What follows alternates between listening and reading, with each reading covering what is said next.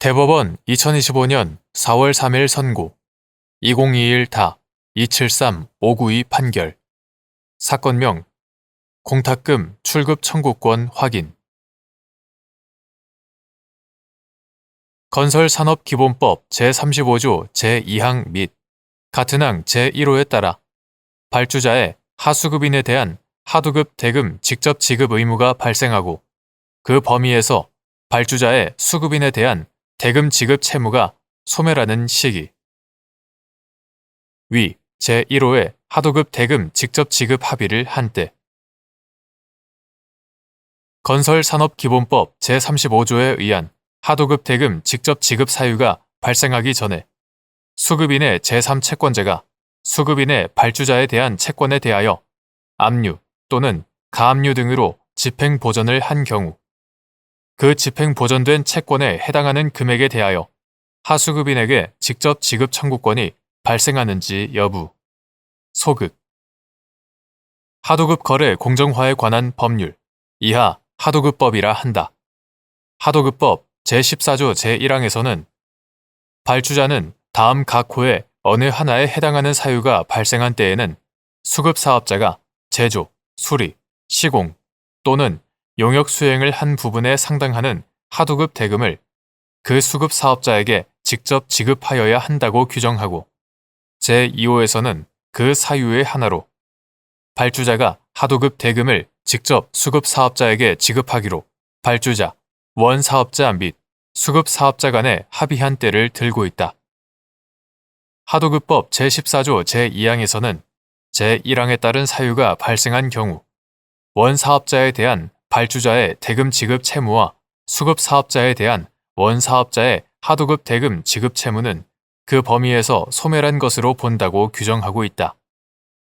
이러한 하도급법의 규정 내용에 비추어 보면 발주자가 하도급 대금을 직접 수급 사업자에게 지급하기로 발주자, 원사업자 및 수급 사업자 간에 합의한 경우에 발주자는 수급 사업자가 제조, 수리, 시공 또는 용역 수행한 부분에 상당하는 하도급 대금을 해당 수급 사업자에게 직접 지급할 의무가 발생하고 그 범위에서 발주자의 원사업자에 대한 대금 지급 채무가 소멸한다.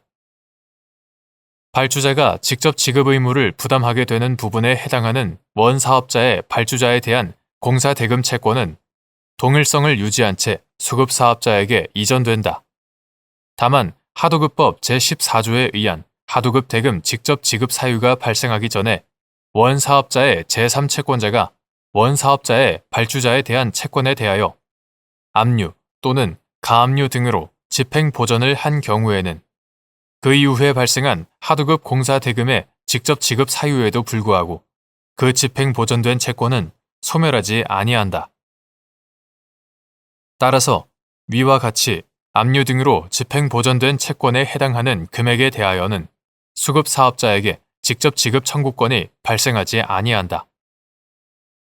건설산업기본법 제35조 제2항에서는 발주자는 다음 각 호의 어느 하나에 해당하는 경우에는 하수급인이 시공한 부분에 해당하는 하도급 대금을 하수급인에게 직접 지급하여야 한다고 규정하고 제1호에서는 그 사유의 하나로 발주자가 하도급 대금을 직접 하수급인에게 지급하기로 발주자와 수급인 간 또는 발주자, 수급인 및 하수급인이 그 뜻과 지급의 방법, 절차를 명백하게 하여 합의한 경우를 들고 있다. 건설산업기본법 제35조 제3항에서는 제2항 각 호의 어느 하나에 해당하는 사유가 발생하여 발주자가 하수급인에게 하도급 대금을 직접 지급한 경우에는 발주자의 수급인에 대한 대금 지급 채무와 수급인의 하수급인에 대한 하도급 대금 지급 채무는 그 범위에서 소멸한 것으로 본다고 규정하고 있어 발주자의 수급인에 대한 대금 지급 채무, 하도급법의 표현상 원사업자에 대한 발주자의 대금 지급 채무를 의미한다. 대금 지급 채무의 소멸 시기 등에 관하여 앞서 본 하도급법 제14조 제1항 제2호, 제2항과 다르게 규정하고 있기는 하다. 그런데 건설산업기본법은 건설공사의 적정한 시공과 건설산업의 건전한 발전을 도모함을 목적으로 하고 하도급법은 건설 산업 중에서도 특히 공정한 하도급 거래 질서를 확립하여 원 사업자와 수급 사업자가 대등한 지위에서 상호 보완하며 균형 있게 발전할 수 있도록 하는 것을 목적으로 하는 일종의 특별법에 해당하며, 두 법 모두 하수급인의 안정적인 하도급 대금 지급 청구권 확보를 위해 하수급인의 직접 지급 청구권에 관한 규정을 두고 있다. 이러한 양 법률의 목적과 직접 지급 청구권의 기능 등을 비롯하여 하도급법 제34조에서 건설산업기본법이 이 법에 어긋나는 경우에는 이 법을 따른다고 규정하고 있고, 직접 지급 청구권에 관한 규정은 발주자에게 새로운 부담을 지우지 않는 범위에서 하수급업자의 요청에 따라 그가 시공한 부분에 상당한 하도급 대금 채무에 대한 직접 지급 의무를 부담하게 함으로써 하수급업자를 수급인 및 그 일반 채권자에 우선하여 보호하고자 함의 그 취지가 있는 점 등을 아울러 고려하면 건설산업기본법에서 정하는 발주자의 수급인에 대한 대금 지급 채무의 소멸 시기 등도 특별법인 하도급법의 목적과 취지를 존중하여 그것에 어긋나지 않도록 해석하는 것이 타당하다. 따라서 건설산업기본법 제35조 제2항 제1호, 제3항을 적용하는 경우 위 제1호에 따른 합의를 하였다면 발주자에게 하수급인이 시공한 부분에 해당하는 하도급 대금을 해당 하수급인에게 직접 지급할 의무가 발생하고, 그 범위에서 발주자의 수급인에 대한 대금 지급 채무가 소멸하며 발주자가 직접 지급 의무를 부담하는 부분에 해당하는 수급인의 발주자에 대한 공사대금 채권은 동일성을 유지한 채 하수급인에게 이전된다고 보아야 한다. 다만 건설산업기본법 제35조에 의한 하도급 대금 직접 지급 사유가 발생하기 전에 수급인의 제3채권자가 수급인의 발주자에 대한 채권에 대하여 압류 또는 가압류 등으로 집행보전을 하였다면 그 집행보전된 채권에 해당하는 금액에 대하여는 하수급인에게 직접 지급 청구권이 발생하지 아니한다.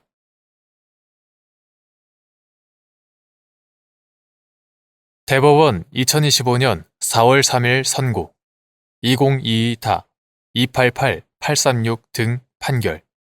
사건명 물품대금 등. 법인의 준거법을 규정하는 구국제사법 제16조 본문의 적용 범위. 법인의 구성원이 법인의 채권자에 대하여 책임을 부담하는지 및 책임을 부담한다면 범위는 어디까지인지 등에 관하여 해당 법인의 설립 준거법에 따라야 하는지 여부. 적극. 법인과 채권, 채무 관계가 있는 자가 법인과 사원 등 배후자 사이의 법인격을 분리를 부정하면서 법인의 사원 등 배후자에 대하여 법인의 채무에 대한 책임을 추궁하는 경우에도 법인과 사원 등 사이의 법인격의 분리 여부와 요건을 규정한 그 법인의 설립 준거법에 따라야 하는지 여부. 원칙적 적극. 구국제사법 2022년 1월 4일 법률 제18670호로 전부 개정되기 전의 것.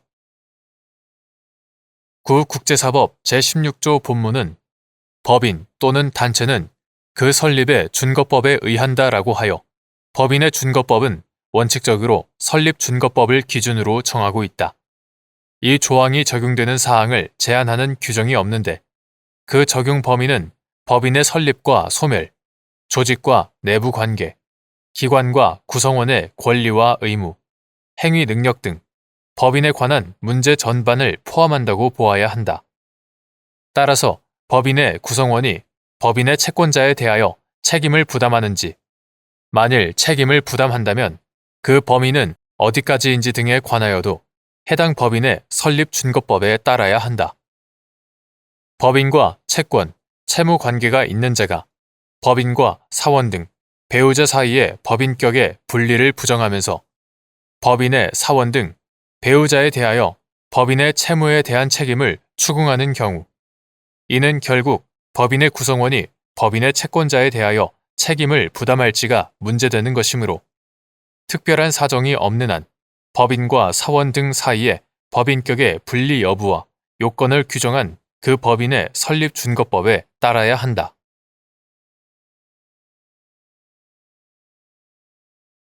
대법원 2025년 4월 3일 선고 2023-245058 판결 사건명 보험금 1. 보험약관의 해석에서 객관적 해석의 원칙 보험약관은 신의 성실의 원칙에 따라 당해 약관의 목적과 취지를 고려하여 공정하고 합리적으로 해석하되 개별 계약 당사자가 기도한 목적이나 의사를 참작함이 없이 평균적 고객의 이해 가능성을 기준으로 보험단체 전체의 이해관계를 고려하여 객관적으로 해석하여야 한다. 2.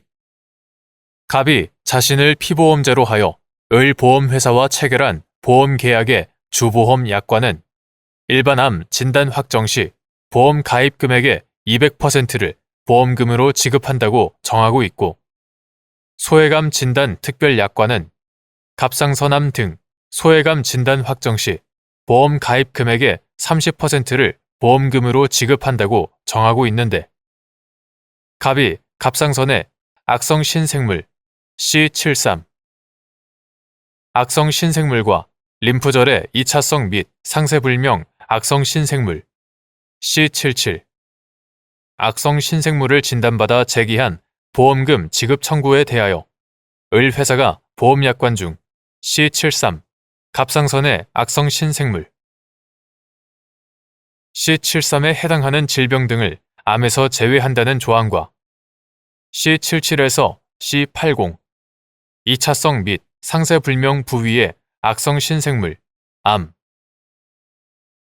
C77에서 C80의 경우 1차성 악성 신생물 암 악성 신생물이 확인되는 경우에는 원발 부위 최초 발생한 부위 원발 부위를 기준으로 분류한다는 원발 부위 기준 분류 조항에 따라 갑상선암 진단을 기준으로 보험금을 지급하자 갑이 을 회사는 보험계약 체결 당시 갑에게 설명하지 않은 원발 부위 기준 분류 조항을 보험계약의 내용으로 주장할 수 없다며 일반암 진단을 기준으로 하는 보험금의 지급을 구한 사안에서 을 회사는 보험계약 체결 당시 원발 부위 기준 분류 조항에 관한 설명 의무를 위반하여 이를 보험계약의 내용으로 주장할 수 없다고 하더라도 갑에게 일반암 진단 보험금에서 이미 지급한 갑상선암 진단 보험금을 공제한 나머지 금액과 이에 대한 지연 손해금만을 지급할 의무가 있는데도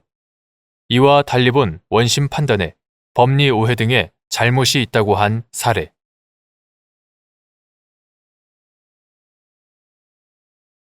대법원 2025년 4월 3일 선고 2024-262-197 판결 사건명 구상금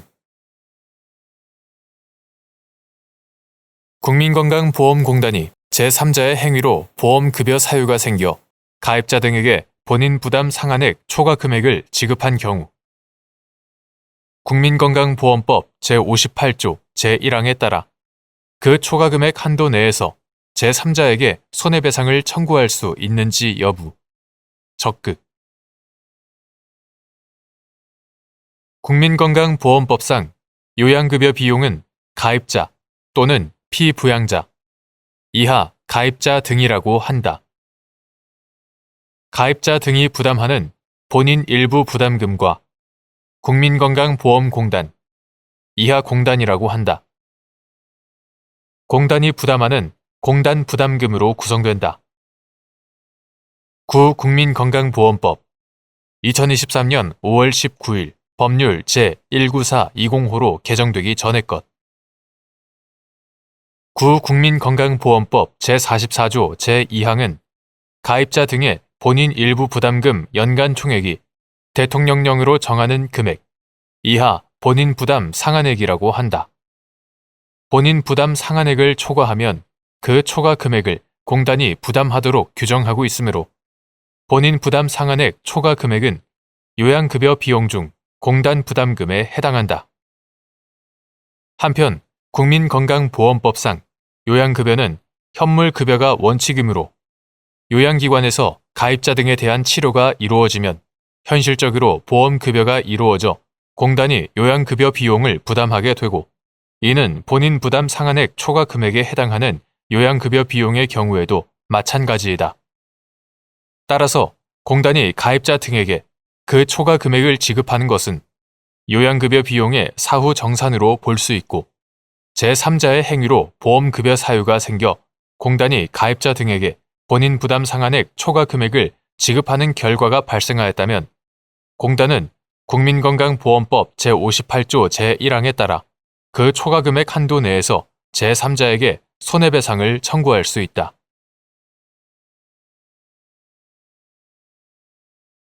대법원 2025년 4월 15일 선고 2024-312-566 판결 사건명 사회행위 취소 1. 전세권이 성립한 후 전세 목적물의 소유권이 이전된 경우 전세권이 전세권자와 목적물의 소유권을 취득한 신소유자 사이에서 계속 동일한 내용으로 존속하는지 여부 적극 및 목적물의 신소유자가 전세권이 소멸하는 때에 전세권자에 대하여 전세권 설정자의 지위에서 전세금 반환 의무를 부담하는지 여부 적극 전세권이 성립한 후 전세 목적물의 소유권 중 일부 지분을 이전받은 새로운 공유자도 전세권자에 대하여 공동 전세권 설정자의 지위에서 전세금 반환 의무를 부담하는지 여부 적극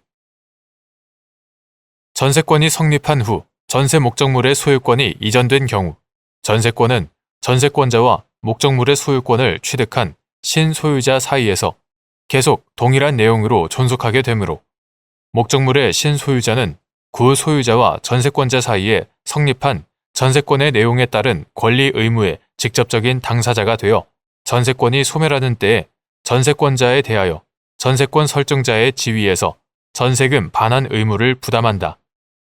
한편 전세권이 성립한 후 전세 목적물의 소유권 중 일부 지분을 이전받은 새로운 공유자도 전세권자에 대하여 공동 전세권 설정자의 지위에서 전세금 반환 의무를 부담한다. 2.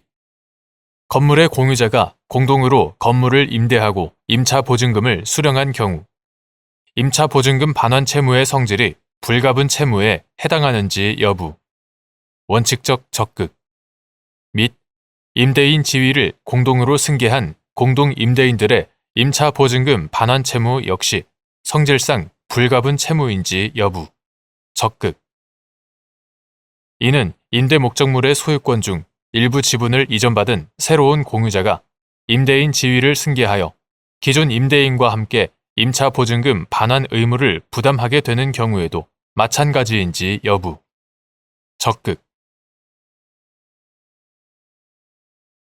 건물의 공유자가 공동으로 건물을 임대하고 임차 보증금을 수령한 경우 특별한 사정이 없는 한 그 임대는 각자 공유 지분을 임대한 것이 아니라 임대 목적물을 다수 당사자로서 공동으로 임대한 것이고 그 임차 보증금 반환 채무는 성질상 불가분 채무에 해당한다.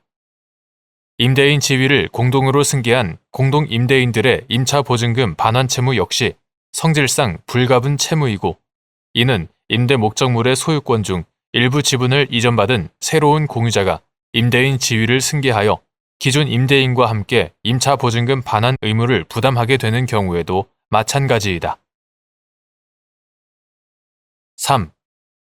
사회 행위를 이유로 채권자 취소권을 행사하는 경우 일반 채권자들의 공동 담보에 제공되지 않은 책임 재산은 취소의 범위에서 제외되어야 하는지 여부 적극 공유물인 주택의 주택임대차 보호법에 따라 임차 보증금을 우선적으로 변제받을 권리를 가진 임차인이 있고 그 주택의 공유자들이 불가분 채무인 임차 보증금 반환 의무를 부담하는 경우 공유자 중 1인인 채무자가 처분한 지분 중에서 일반 채권자들의 공동 담보에 제공되는 책임 재산 우선 변제권이 있는 임차 보증금 반환 채권 전액을 공제한 나머지 부분 이러한 법리는 전세 목적물의 소유권 중 일부 지분이 이전되어 전세 목적물의 공유자들이 불가분 채무인 전세금 반환 의무를 부담하게 된 이후 그 공유자 중 1인이 자신의 지분을 처분함으로써 사회 행위가 문제되는 경우에도 마찬가지로 적용되는지 여부. 적극. 사회 행위를 이유로 채권자 취소권을 행사하는 경우 행위를 하지 않았다면 있었을 책임 재산을 회복하도록 하여야 하고 그보다 더 많은 책임 재산을 회복하는 결과를 초래하는 것은 허용되지 않는다. 따라서 일반 채권자들의 공동담보에 제공되지 않은 책임 재산은 취소의 범위에서 제외되어야 한다.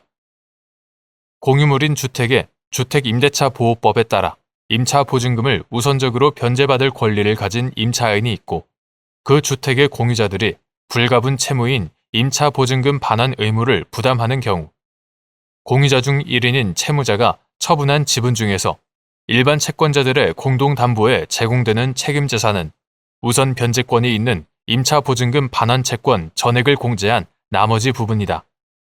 이러한 법리는 전세 목적물의 소유권 중 일부 지분이 이전되어 전세 목적물의 공유자들이 불가분 채무인 전세금 반환 의무를 부담하게 된 이후 그 공유자 중 1인이 자신의 지분을 처분함으로써 사회 행위가 문제되는 경우에도 마찬가지로 적용된다.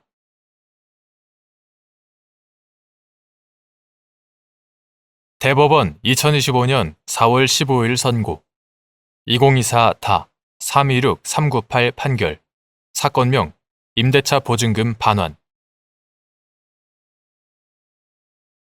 1.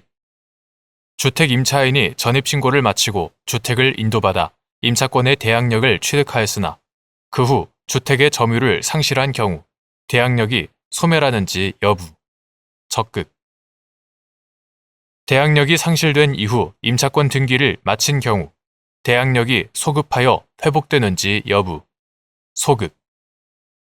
및 이 경우 등기가 마쳐진 때부터 그와는 동일성이 없는 새로운 대항력이 발생하는지 여부. 적극. 주택임대차보호법이 제3조 제1항에서 주택 임차인에게 주택의 인도와 주민등록을 요건으로 명시하여 등기된 물권의 버금가는 강력한 대항력을 부여하고 있는 취지에 비추어 볼 때 달리 공시 방법이 없는 주택임대차에서 주택의 인도 및 주민등록이라는 대항 요건은 대항력 취득 시에만 갖추면 충분한 것이 아니라 대항력을 유지하기 위하여서도 계속 존속하고 있어야 한다. 따라서 주택 임차인이 주택 소재지로 전입신고를 마치고 주택을 인도받아 일단 임차권의 대항력을 취득하였으나 그 후 주택의 점유를 상실하였다면 그 대항력은 점유 상실 시에 소멸한다. 한편 주택임대차보호법 제3조의 3 제5항은 임차인은 임차권 등기 명령의 집행에 따른 임차권 등기를 마치면 제3조 제1항, 제2항 또는 제3항에 따른 대항력과 제3조의 2, 제2항에 따른 우선 변제권을 취득한다 라고 규정하고 있으므로 대항력과 우선 변제권은 임차권 등기가 마쳐진 때부터 발생한다고 보아야 한다. 따라서 대항력이 상실된 이후에 임차권 등기가 마쳐졌더라도 이로써 소멸하였던 대항력이 당초에 소급하여 회복되는 것이 아니라 그 등기가 마쳐진 때부터 그와는 동일성이 없는 새로운 대항력이 발생한다. 2. 경매 목적 부동산이 매각된 경우 경매로 인하여 소멸하는 저당권보다 뒤에 등기되었거나 대항력을 갖춘 임차권의 효력을 매수인에 대하여 주장할 수 있는지 여부. 소급. 경매 목적 부동산이 매각된 경우에는 경매로 인하여 소멸하는 저당권보다 뒤에 등기되었거나 대항력을 갖춘 임차권은 선순위 저당권과 함께 소멸하는 이상 경매 목적 부동산의 매수인은 주택임대차보호법 제3조에서 말하는 임차주택의 양수인에 포함되지 않으므로 임차인은 매수인에 대하여 임차권의 효력을 주장할 수 없다. 3.